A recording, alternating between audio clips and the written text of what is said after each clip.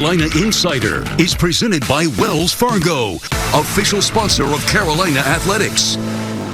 Welcome back to the show. As I mentioned, a lot of great interviews here on the show this week. And by the way, you can see these interviews in full on the Go Heels social media channels, goheels.com, the YouTube page. You can hear these interviews in full if you don't have time to watch through the Carolina Insider podcast channel. That includes this upcoming interview with Lee Roberts, the 13th chancellor at the University of North Carolina. Adam Lucas and I had a chance to catch up with Chancellor Roberts earlier this week.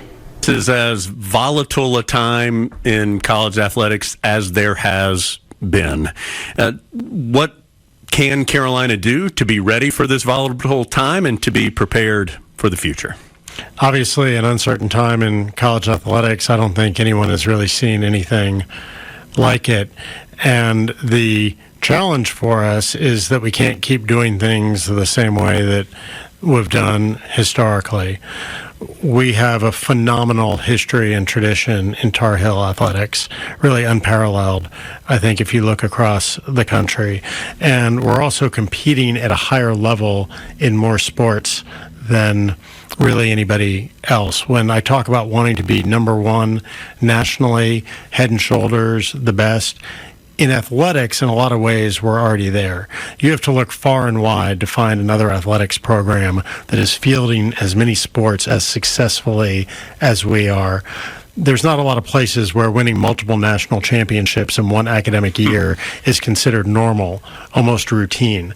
So how do we stay tied to our best traditions while reacting effectively to these phenomenal changes that we see across the college athletics landscape? We have to continue to invest. We have to continue to raise our game, but we're starting from a position of remarkable strength. Carolina athletics obviously gets talked about a lot and seems to be sort of this focal point of the college sports discussion now. What doesn't get talked about enough with Carolina athletics? What do you wish people were talking about more? Well, I think we always wish people would give us more credit for the depth of our athletics program. When we have the opportunity to win our 4th national championship in women's lacrosse, our 23rd national championship in women's soccer with a first-time interim head coach, it almost becomes run-of-the-mill here in Chapel Hill. Most university athletic programs would give anything to have that kind of success, and it's become second nature here, and that's a good thing. But we shouldn't take it for granted. It's the result of our incredible coaching staff, remarkably hard work by all of our student athletes. That kind of continued success at the highest level doesn't come without an immense amount of hard work. How do you keep that viable in an era when so much focus is on the financial reward, and the things you just mentioned don't have some of the financial rewards that other sports do? Part of why we're investing so heavily in our football program. You know, football in the historic model has been able to support the cost of running most of these other sports. As the cost of running a football program has gone up with revenue share and other obligations, football can continue to support itself, but it's harder for football to support all of these other programs. And that's why we've been so focused on driving revenue, on finding new sponsorship and marketing opportunities. We've taken significant steps in that regard, bringing in Rick Bearcat as Chief Revenue Officer, Steve Newmark as the Deputy Associate Athletic Director, successor to Bubba Cunningham.